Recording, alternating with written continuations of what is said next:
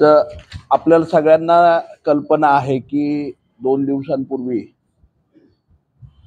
माजी मंत्री या तालुक्याचे माजी आमदार विजय शिवतारेंनी त्या ठिकाणी तक्रार केली आणि मोठ्या प्रमाणावरती पत्रकार परिषद घेतली की पुरंदर तालुक्यामध्ये 32,000 त्या ठिकाणी बोगस दुबार नावं ही भिलवडी वांगी मतदारसंघामधून त्या ठिकाणी लावलेली आहेत। तशा प्रकारची तक्रार त्यांनी कलेक्टरांच्याकडे दिली असेल की अजून कोणाकडे दिली असेल, सगळी शासकीय यंत्रणा त्या ठिकाणी उठली आणि सगळ्या शासकीय यंत्रणेने नोटिसा द्यायला सुरुवात केली। काल परत बीजेपीने त्या ठिकाणी एक पत्रकार परिषद घेतली आणि त्यांनी सांगितलं की सासवडला 3200 नावं बोगस लावलेली आहेत। सगळ्यात महत्त्वाचं, सासवडला नावं किती आहेत आणि त्याच्यामध्ये आत्ताच्या चालू यादीमध्ये बोगस म्हणता येतील, दुबार म्हणता येतील, त्या नावांची आपल्या सगळ्यांच्या समोर ती जी नावं आहेत ती कुठली आहेत हे आम्ही शोधून देतोय, जे सरकारी यंत्रणेचं काम आहे।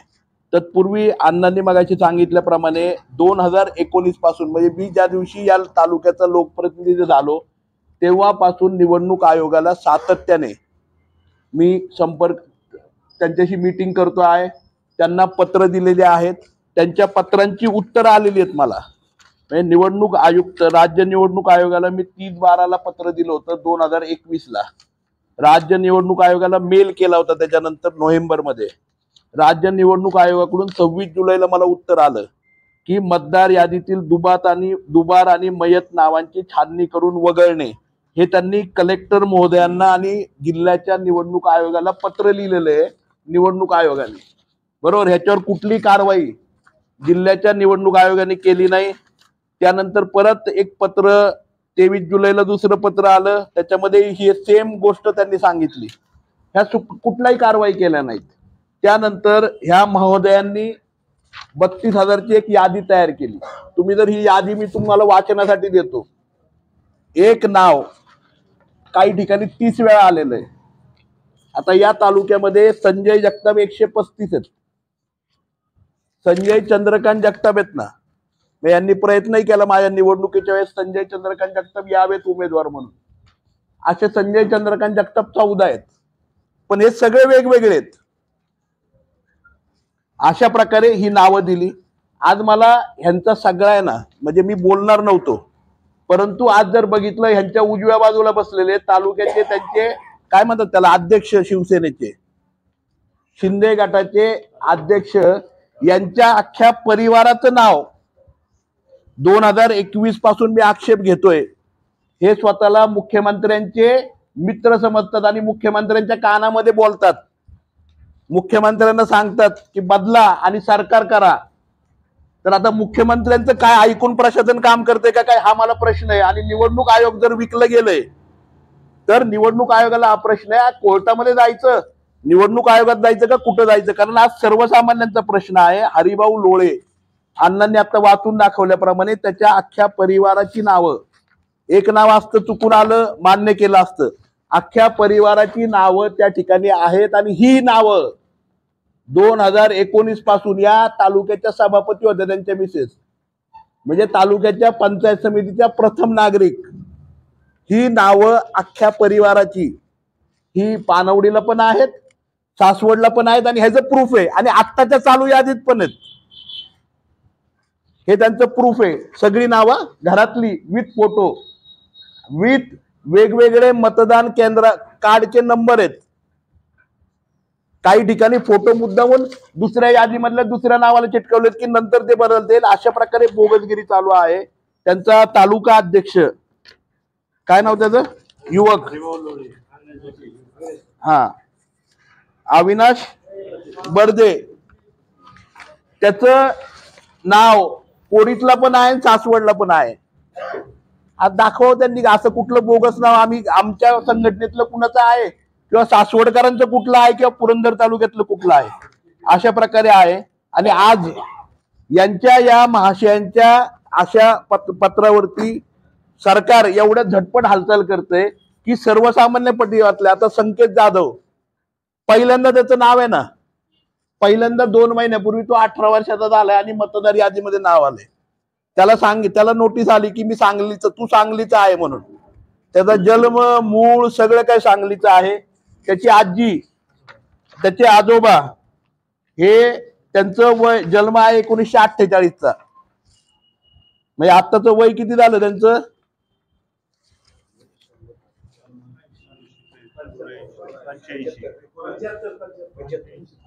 बरोबर. त्या महोदयांना काय सांगितलं गेलं की तुम्ही सांगलीचे, त्यांना नोटीस आली आहे सांगलीची.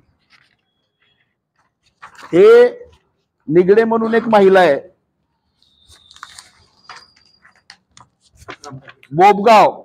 बोबगावची फडतरे प्रियंका शामराव ग्रामपंचायतीची सदस्य आहे. बोबगाव ग्रामपंचायतीची सदस्य आहे. तिला आपल्या शहाण्या प्रशासनाने पत्र दिलंय की तुमचं नाव सांगलीच्या मतदारसंघामध्ये आहे. तिथं उदाहरण आहे, नारायणपूरच्या सरपंचांनी आणलंय. आता तानाजी पवार मला वाटतं पोखरचे, तुम्ही सगळेजण जाणतात, ते समोर बसलेले. कोडीत असो, आपली सोपान काकांची पालखी असो, सगळ्यामध्ये असणारी त्यांना नोटीस आली आहे. सांगलीला मतदारसंघामध्ये त्यांचं नाव आहे. त्याचप्रमाणे दुर्दैव असं आहे की ह्या सगळ्या गोष्टी या ठिकाणी घडतायत. आज तुम्ही जर बघायला गेले, लोळेंच्या अख्ख्या परिवाराची नाव आहेत, त्यांच्या आजूबाजूला जेवढे आहेत ना सगळ्यांची नाव आहेत. मग आता मला सांगा, बोगस नावं कुणी ठेवलेली आहेत? आणि आज चोराच्या उलट्या बॉम्ब आहेत. या तालुक्यामध्ये काही अधिकाऱ्यांना 2018-19 ला पकडून ज्यांनी 50-50 हजार नावं बोगस लावली आहेत, ती नावं काढायला सुद्धा ना आजपर्यंत केवळ आहे ना मुख्यमंत्र्यांचा मित्र, मुख्यमंत्र्यांचा भाऊ, मुख्यमंत्र्यांना कानात सांगणारा, ह्याच्या खाली जर प्रशासन आणि निवडणूक आयोग चालणार असलं तर मला वाटतंय की ह्या निवडणुकाच पारदर्शकपणे होणार नाहीयेत. यांना 4.5 वर्षानंतर एकतर हे महाशय ना तालुक्यामध्ये आलेत, त्यांना कळणारच कुठल्या गावामध्ये नवीन पिढी आली आहे, कुठल्या पिढीमध्ये कोण आहे आता हेही कळायला तयार नाही. 4.5 वर्षानंतर अचानक उगून ह्या सगळ्या गोष्टी त्या ठिकाणी मांडतात आणि हे सगळं प्रूफ आहे. आज जर बघितलं, आंबेगाव पासून म्हणजे एका बूथ पासून 410 बूथ पर्यंत या तालुक्यामध्ये अनेक दुबार नाव आहेत. सातत्याने त्याच्याबाबतचं पत्र दिलंय, पत्र व्यवहार केला. हा, आमची चूक काय झाली माहितीये का? आम्ही तुम्हा पत्रकारांपर्यंत आलो नाही, कारण आम्ही प्रशासनाच्या पाठीशी लागलो. प्रशासनाने हे करावं म्हणून केलं. आज प्रशासनाने नोटिसा दिल्यात. नोटिसा देताना सगळ्यात पहिला नियम आहे की जो ऑब्जेक्शन घेतो त्याचं नाव लिहिलं पाहिजे. आज या गरीब बिचाऱ्या तालुक्यातल्या 32,000 लोकांना नोटिसा दिल्यात, प्रशासनाने नाव का लिहिलं नाही? हे कायद्यात येत नाही का? मी सगळ्या प्रशासनाला त्या ठिकाणी आम्ही कोर्टामध्ये उभं करणार आहे. माहित नाही आता कोर्ट पण किती चालतंय, कारण या देशामध्ये काय चाललंय हे तुम्हाला आम्हालाच खरं म्हणजे माहिती आहे. आता इथे बघितलं तर त्या ठिकाणी हस्तक्षेप करणारं कोण आहे ना त्याचं नाव नाही लिहिलेलं. ऍक्च्युली ऑब्जेक्शन घेणाऱ्याचं नाव आणि ज्यावेळेस आपण ऑब्जेक्शन घेतले त्यावेळेस नाव. आज आम्ही बोगस मतदानासाठी इथं भाग्यवान मस्केत 1 मतांनी ग्रामपंचायत गेली. त्यावेळेच्या तत्कालीन तहसीलदारांनी कलम 33 ना काय दिलं कोर्टामध्ये लिहून, कलम 31 अंतर्गत आहे ना ती निवडणुकीची प्रक्रिया, त्यांनी ते कलम आहे ना खोटं कोर्टामध्ये सांगितलं. खोटं, ते कलमच अस्तित्वात नाही अजून आहे ना. कलम 34 ते अस्तित्वातच नाही, खोटं सांगितलं. त्याच्यावरती इथल्या कोर्टाने निकाल दिला. आम्ही हायकोर्टामध्ये गेलोय, भांडतोय, 4 वर्ष झाले. हे कुणाचे? त्या शिवतरे बापूंच्या शेजारी डाव्या बाजूला बसलेले, काय नाव त्यांचं, महाशय, आपल्या तालुक्याचे माजी सभापती अतुल मस्के, त्यांच्या गावातला हा प्रकार आहे. 19 मुलं जी 15 वर्षापेक्षा लहान आहेत त्यांना मतदार दाखवलं. आज त्यांच्यावरती कोर्टाने ताशेरे ओढलेत आणि गुन्हा दाखल करण्यासाठी आहे ना कोर्टाने नोटीस काढली. काय गुन्हा दाखल करायला? याच्यावरती प्रशासन कारवाई नाही करत आहे. आणि सर्वसामान्य लोकांना आजही मी आपल्या समोर आलो, कारण सर्वसामान्य लोकांना नोटिसा दिल्या आणि काय सांगितले नोटिसांमध्ये? 4 तारखेला हजर व्हा. मला सांगा, आता ते काम धंदा सोडणार त्यांचा दिवसाचा आणि हजर होणार 4 तारखेला का? दाखवायला मी या भारताचा नागरिक आहे, मी पुरंदर तालुक्यातला आहे, मी पुणे जिल्ह्यातला आहे, मी महाराष्ट्राचा आहे, मी पोखर गावचा आहे, हे मला दाखवायचंय, हे साबित करायचंय. आज हा जो बोगसपणा प्रशासनाचा चाललेला आहे, आज आम्ही या ठिकाणी आपल्या पत्रकार परिषदेनंतर तहसीलदारांनाही जाब विचारणार आहे, कलेक्टर महोदयांनाही जाब विचारणार की हे चाललंय काय प्रशासनाचं? तुमच्या पैसे खाऊन जर करणार असला तर सरळ आम्हाला पाकिस्तानमध्ये पाठवून द्या किंवा आम्हाला अमेरिकेमध्ये जाऊ द्या. तुमच्याकडे भारतामध्ये लोकशाही राहिलेली नाहीये. भारतामध्ये लोकशाही राहिलेली नाही, कारण की कोणी आज कुठलाही आलतू फालतू कोण म्हणतो मुख्यमंत्र्याचा मित्र आणि त्याच्या ह्याच्यावरती अख्खं प्रशासन पळतंय आणि त्याला कायदा सुव्यवस्था कुठलाही जनाधार तर नाहीये, परंतु कायदा सुव्यवस्था ही त्यांच्यामध्ये त्या ठिकाणी राहिलेली नाहीये. कुठल्याही गोष्टी कायद्याने होत नाहीये. आजही आम्ही कायद्याची लढाई लढायला तयार आहे. आणि मला आपल्या माध्यमातून पुरंदर हवेलीच्या जनतेला सांगायचंय,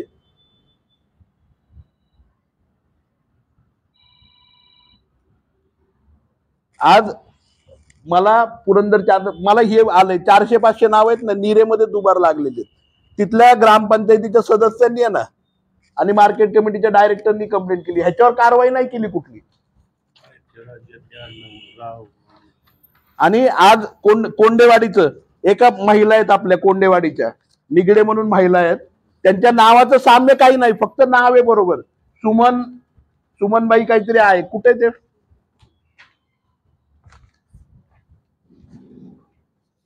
त्या नावामध्ये साधर्म्य आडनाव राव आहे. सांगलीमध्ये त्यांचं नाव आहे ना, म्हणूनसाठी आहे ना ते नाव आहे ना, त्यांना तिथं नोटीस गेली. मला सांगा ना, सर्वसामान्यांना नोटीस देताना 10 वेळा विचार केला पाहिजे प्रशासनाने.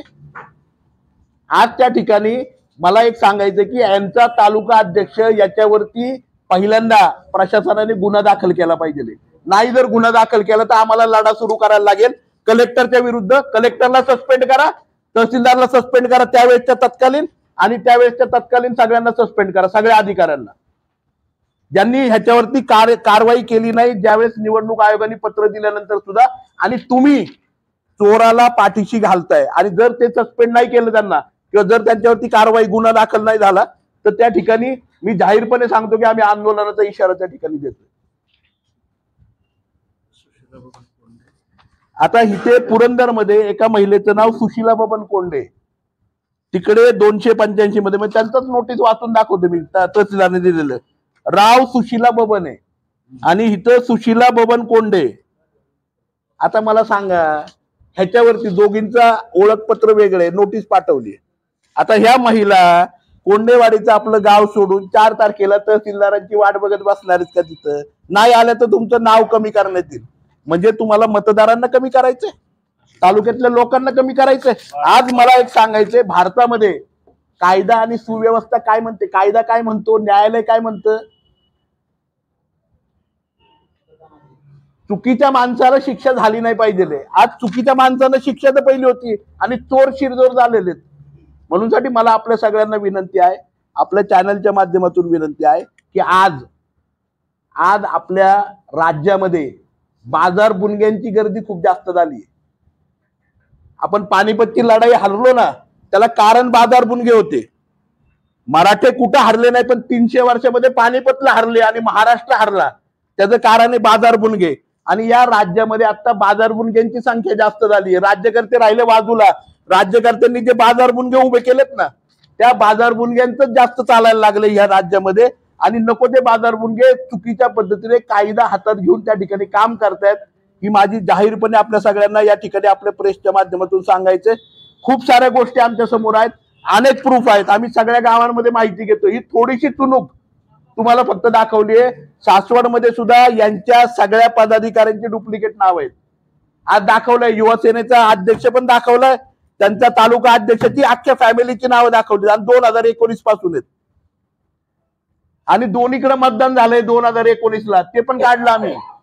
2019ला पानवडीत पण मतदान केलंय पूर्ण परिवाराने, सासवडला पण मतदान केलंय. आता सांगा बोगस कोण आहे? आज 32,000 लोकांना व्हेरिफिकेशन साठी प्रांत ऑफिसला एकाच दिवशी बोलवले. आता मला वाटतंय मी सगळ्या प्रश्नांची उत्तर दिली. तुमचे काही प्रश्न असतील तर ते प्रश्न मांडावेत. हे सगळे प्रूफ आहेत ना. आणि आम्ही जे कागद दिलेत ते प्रशासनाचेच कागद दिलेत, आमच्या घरचे नाही छापलेले त्यांच्यासारखे. तर आपले काही प्रश्न असतील, आता कृष्णा मान सिंग, सिंग सविता मान, सिंग सविता अमोल, राव राजकर, संजय तुकाराम, या सगळ्यांना ना नोटीस आल्या. कदम म्हणून त्यांना जास्त आडनाव कदम आहे, आमचे सगळे 2-3 कुटुंब आहेत. सगळ्यांना नोटीस आहे. आणि हे काय शोधून शोधून केलेलं आहे. आज मला सांगा ना, तुम्ही एका मूर्खाच्या नादी लागून आणि चोराच्या नादी लागून, चोर आहे चोर, अख्ख्या ह्याचा म्हणजे he is a real estate broker agent. मंत्रालयात फाईल गोळा करणारा काय बघितलं पुरंदर हवेली तालुक्याच्या जनतेने माहित नाही त्याच्याकडं, पण मंत्रालयामध्ये फाईलवरती पैसे गोळा करणाऱ्याला या तालुक्याचं लोकप्रतिनिधी केलं लोकांनी. आणि आज आहे ना, हे सगळ्या गोष्टी आहेत ना 32,000 लोकांना भोगायला लागतात. आज मला विनंती करायची आपल्या सगळ्यांना की आपण ह्या सगळ्या गोष्टी आपल्या चॅनलच्या माध्यमातून मांडाव्यात. आपल्याला जे काही प्रूफ लागतील ते सगळे प्रूफ या ठिकाणी माझ्या समोर आहेत. आज आम्ही इथून तहसीलदारांच्याकडे पण जाणार आहे. आपले काही प्रश्न असतील तर ते विचाराव्याची विनंती. घेतले ना की या तालुक्यामध्ये बोगस आहेत, ते स्वतःच बोगस आहेत हे इथं दिसलंय. त्यांच्या आजूबाजूचे पण, त्यांचे पदाधिकारी सुद्धा, त्यांच्या पदाधिकाऱ्यांच्या घरातले सुद्धा ह्यांनी स्वतः बोगसगिरी केलेली आहे. 2 ओळखपत्र काढतो ह्याचा अर्थ काय? आणि एकाचं चुकून आलं आपण मान्य करू शकतो, टायपिंग मिस्टेक चुकून आलं, या यादीतलं नाव दुसरीकडे आलं, अख्ख्या परिवाराचं येतं. आणि त्यामुळे आमची एकच विनंती आहे प्रशासनाला, या तालुक्यामध्ये जर तुम्हाला करायचंय तर 1 ते अख्खे 410 बूथ, सगळ्या बूथचं दुबार नोंदणीचं तुम्ही करा, सगळ्यांच्यावरती त्या ठिकाणी कारवाई करा, सगळे नावं दूर करा. आमची काहीच हरकत नाहीये. आणि आमचं मत आहे, मी 2019 पासून फॉलोअप करतोय. मी कुठेही म्हणलं नाही कोणाला बोगस आहे त्यांनी बोगस केले. 2019ला ह्यांच्या तालुका अध्यक्षाच्या अख्ख्या परिवारांनी डबल मतदान केलंय. आणि असे कितीतरी आहेत, सगळी नावं काढून देतो तुम्हाला मी. ते जर बघितले तर त्या ठिकाणी त्यांनी दुबार मतदान केलं, त्यांच्यावरती पहिली केस करा. 2 मतदान, हा बोगस मतदानाला काय कायदा लागतो? हे निवडणूक आयोगाचं पत्र आहे, माझं नाही.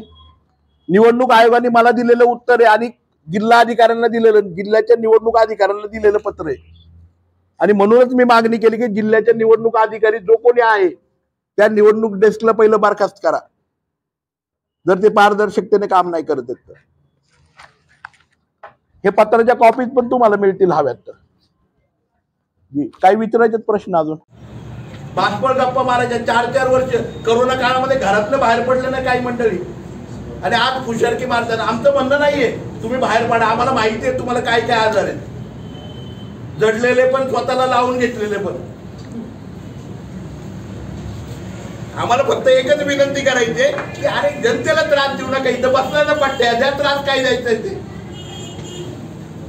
मी आहे ना खंबीर, लोकांना कशाला, सर्वसामान्य लोकांना नका मिळतील धरू. गोरगरीब आज हातावरती पोट, या तालुक्यामध्ये प्यायला पाणी नाही. आता चाऱ्यासाठी आम्ही वन फिरतोय, चारा बघायला सोलापूरपर्यंत जातोय, सुका चाऱ्याच्या वाड्याच्या गाड्या बघायला. आणि इथं तुम्ही लोकांचा तमाशा केला चालवलाय ना, लोकांना डायव्हर्ट करताय. आणि हे सगळं नाटक हे प्रशासनाचं आणि यांचं आहे, केवळ याच्यासाठी आहे किती विकास कामं झाले तालुक्यातली ती आता लोकांच्या समोर येऊ नये.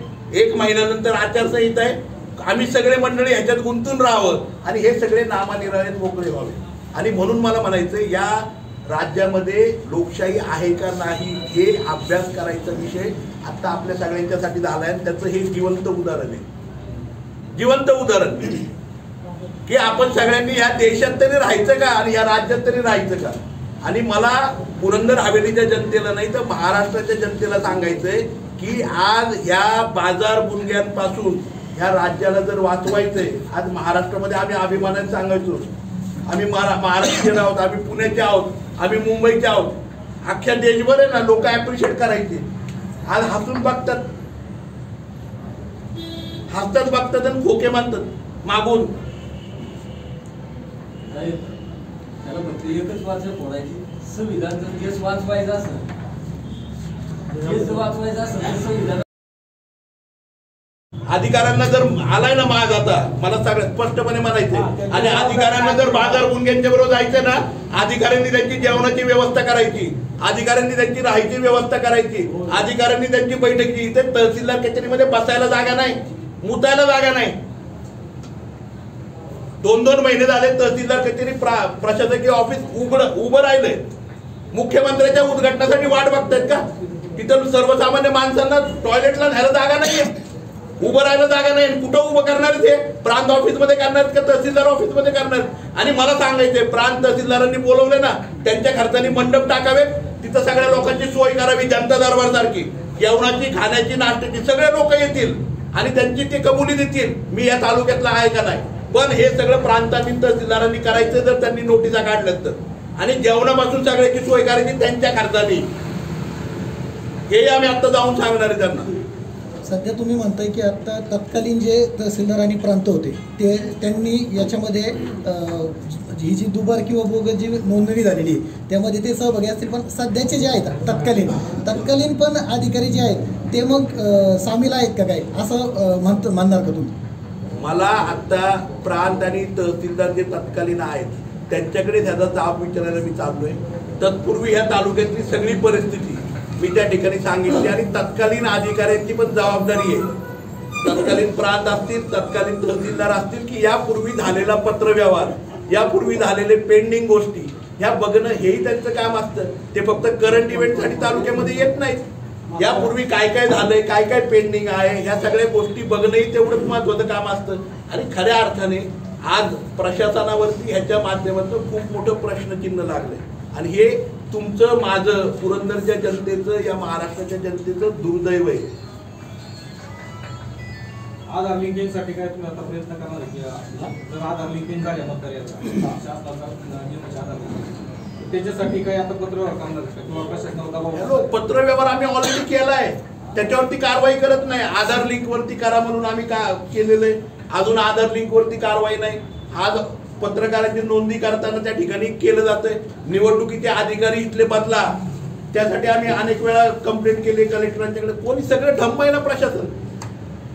आयुष्यमान भारत म्हणून एक योजना सध्या चालू आहे. आयुष्यमान भारतच्या कार्डच्या ज्या नोंदणी होत आहेत त्यामध्ये सर्वात महत्त्वाची समस्या हीच आहे, जो आता तुम्ही उल्लेख केला की आधार कार्ड लिंक नाही आहे. ते आधार कार्ड लिंक नाही, रेशन कार्ड लिंक नाही, त्यामुळं ते संबंधित जे नागरिक आहेत त्यांचे आयुष्यमान भारतचे कार्डसुद्धा हे नाही येतं. हे ह्या मुद्द्याशी कुठेतरी ते जुळत आहे का? कारण बहुतांश नावं ही मुंबईमध्ये गेलेली आहेत. एक मिनिट, निश्चितपणे हे जुळतंय. कारण आयुष्यमान भारत असेल किंवा एकल योजना आता जी सरकारने काढलेली आहे की त्याच्यामध्ये एका मुलाकडे एकच पालक आहे, मुलाकडे एकच पालक आहे, आयदर आई किंवा वडील, त्यांना 2200 रुपये सरकारच्या माध्यमातून संजय गांधी निराधार सारखी त्या ठिकाणी शिक्षणासाठी, त्याच्या मेडिकलसाठी त्या ठिकाणी उपलब्ध होणार आहेत. ह्या योजनेमध्ये पण जर तुम्ही बघितलं, अनेक लोकांचे फॉर्म आमच्याकडे असेच पडून आहेत कारण आधार लिंक नाही. आज मतदार यादीच्या बाबतीत पण तेच आहे आणि हे बोगसगिरीला वेळ आहे सरकारला. आणि करा ना, माझं काय म्हणणं आहे, 1 पासून 4,10,000 मतदार आहेत या मतदारसंघामध्ये, या तालुक्यामध्ये. सगळ्यांचे आधार लिंक करा, ते उत्तम होऊन जाईल ना. आज आपल्या तालुक्यातल्या जवळपास 3,000 शेतकऱ्यांना अजून अतिवृष्टीचे पैसे मिळायचे राहिलेत का? त्यांचे आधार लिंक नाहीयेत म्हणून प्रशासन त्याच्या बाबतीमध्ये काही करत नाहीये. ते पैसे तसेच ट्रेझरीला पडून आहेत, 2.25 कोटी रुपये ट्रेझरीला तसेच पडून आहेत, त्याच्याच बाबत नाही काही करत आहे.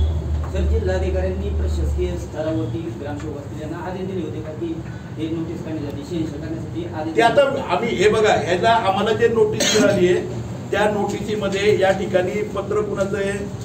मतदान नोंदणी अधिकारी 202 तहसीलदार, बरोबर? तहसीलदार महोदयांचं पत्र आहे. आज त्यांना आम्ही विचारणा करणार आहे की हे तुम्हाला आदेश कोणी दिला. आम्ही त्यांच्यापर्यंत जाणार आहे, त्यांना सांगणार आहे तुम्ही आता दिलेत ना सगळ्या नोटिसा ज्या आहेत, सगळ्या नोटिसा तुम्ही काढल्यात ना, नोटिसा चुकीच्या आहेत. पण आता लोकांना बोलवले ना, मंडप टाका, जेवणाची व्यवस्था करा, त्यांच्यासाठी सगळ्या सुविधा करा. नाही केल्या तर जोडा आमचा आहे, नाही केलं तर जोडा आमचा आहे, हे आम्ही त्यांना स्पष्टपणे सांगणार आहे. मग तहसीलदारांना जर कलेक्टरांनी सांगितलं असेल कलेक्टरांच्याकडे जाऊ, कलेक्टरांना जर कमिशनरनी सांगितलं असेल कमिशनरांच्याकडे जाऊ, कमिशनरांना जर मुख्यमंत्र्यांचा फोन आला असेल तर मुख्यमंत्र्यांकडे जाऊ.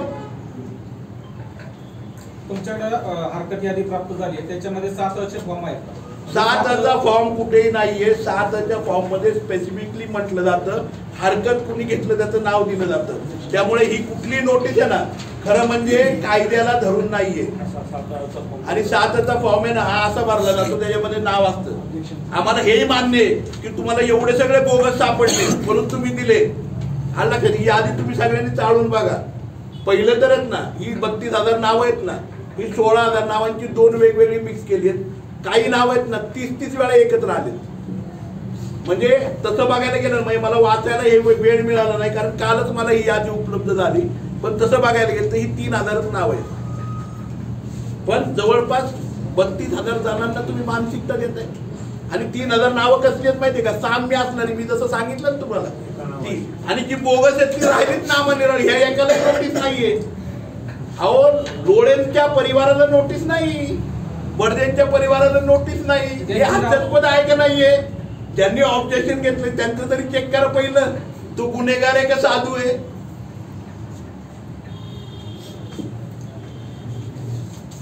तुम्ही जे आता बोगस माझ्याकडे नाहीये, शासनाची यादी आहे. त्या यादीमध्ये तुमच्याकडे जी यादी प्राप्त झाली त्याच्यात नाव आहेत आहेत ना, हरकतीत नाहीये नाव. तेच मी म्हणतोय ना, ज्यांनी कंप्लेंट केली ना स्वतःची नावं नाही लिहिली त्याच्यामध्ये, त्यांनी ही नावं लिहिली आहेत. नोटीस नाही, त्यांना कुणालाही नोटीस नाहीये. आणि दुबार आहेत ना. आणि सगळ्यात महत्वाचं, सगळ्यांचे मतदानाचे आय कार्ड पण वेगवेगळे बनवलेत.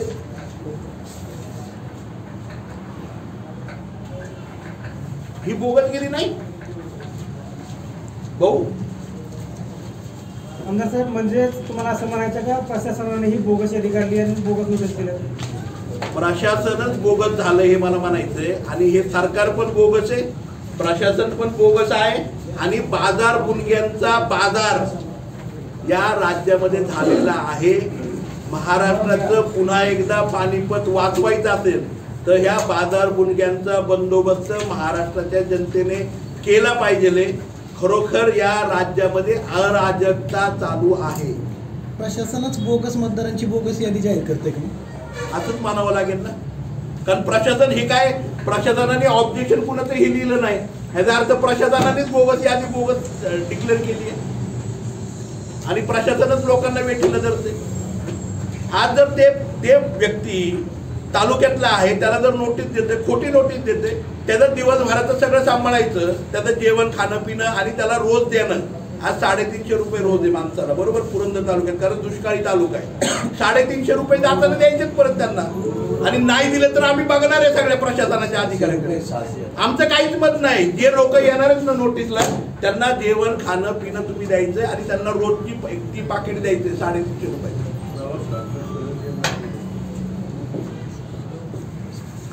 निवडणूक आयोग फेब्रुवारी यादी फिक्स करेल थोड्या दिवसात. तर एवढ्यात आपल्याला नाही भेटलं तर आपण पुढची भूमिका काय असणार? निश्चितपणे मी आव्हान करेन पुरंदर हवेलीच्या जनतेला आणि तुमच्या सर्वांच्या चॅनलच्या माध्यमातून महाराष्ट्राच्या जनतेला, आज आहे ना संविधान आणि महाराष्ट्र वाचवणं हे तुमच्या आमच्या हातामध्ये. कारण एकच हक्क या संविधानाने, डॉक्टर बाबासाहेब आंबेडकरांनी आणि या देशात स्वतंत्र झाल्यानंतर या देशातल्या अंबानी अडाणीपासून सर्वसामान्य पुरंदर तालुक्यातल्या मिसाळवाडीतल्या आदिवासी घरातल्या सर्वसामान्य महिलेपर्यंत प्रत्येकाला एकच अधिकार आहे, तो म्हणजे मतदानाचा. आता सगळे हिरावून घेतलंय, मतदानाचा अधिकार पण हिरावून घेणार आहेत. आज जागरूक होणं मतदार राजाने हे खूप गरजेचं आहे. कारण आज ते तुमच्या आमच्या घरापर्यंत आलेत, उद्या घरामध्ये घुसायला कमी करणार नाही. निवडणूक प्रक्रिया ही प्रांत आणि तहसीलदार यांच्या माध्यमातूनच राबवली जाते मुख्यत्वे करून. आता जर तुम्ही म्हणताय की प्रशासकीय अधिकाऱ्यांकडूनच या बोगस याद्या किंवा बोगस मतदारांची नावं जाहीर केली जात आहेत, ते आगामी जी येणारी निवडणूक आहे, ती लोकसभा असो, विधानसभा असो किंवा स्थानिक स्वराज्य संस्थांची असो, ती पारदर्शक होईल का?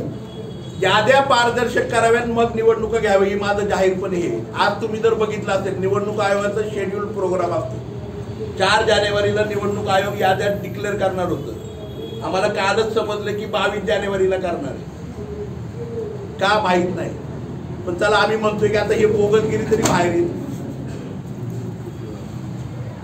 आज ह्या तालुक्यामध्ये म्हणजे राज्यामध्ये काय चाललंय बघा ना.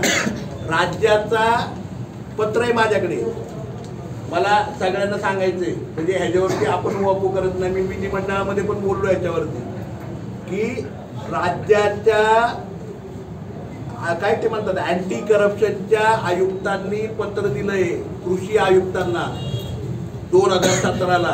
आणि मी या तालुक्याचा लोकप्रतिनिधी म्हणून माझ्या तालुक्यामध्ये आज तीव्र दुष्काळ आहे. 40 तालुके या राज्यातले 288 पैकी, त्यामध्ये 40 तालुक्यांमध्ये पुरंदर तालुका आहे. जलयुक्त शिवार हे कार्यक्रम त्या ठिकाणी राबवला गेला आणि मोठ्या प्रमाणावरती भ्रष्टाचार झाला. तिथे त्या ठिकाणी त्यांनी स्पष्टपणे नमूद केले की आरोपांमध्ये तथ्य आढळून येतंय तरी ओपन भ्रष्टाचाराची चौकशी करण्याची आम्हाला परवानगी द्यावी, हे अप्पर सचिवांना लिहिलंय. अजूनपर्यंत महाराष्ट्र शासनाने याच्यावरती कुठली कारवाई केली नाही. त्याच्यामध्ये स्पष्टपणे लिहिलंय की 2 नाल्यांमधील अंतर, त्यानंतर 112. मी एकच उदाहरण याच्यातलं देतो तुम्हाला.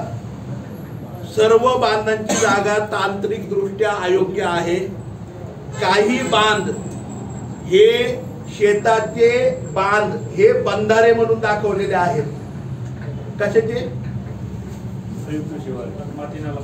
कृषी अधिकारी कर्मचारी यांच्या नातेवाईकांना काम दिलेले आहेत. आणि या पत्राला, अँटी करप्शनने दिलेल्या पत्राला जे आम्हाला बोगस म्हणतात ना, त्या तत्कालीन त्या काळातले राज्यमंत्री या राज्याचे आणि आपल्या तालुक्याचे लोकप्रतिनिधी यांनी कृषी अधिकाऱ्यांना आणि अप्पर मुख्य सचिवांना पत्र दिलं की ह्याच्यामध्ये कुठलाही तथ्य आणि भ्रष्टाचार नाहीये, तुम्ही चौकशी करू नका.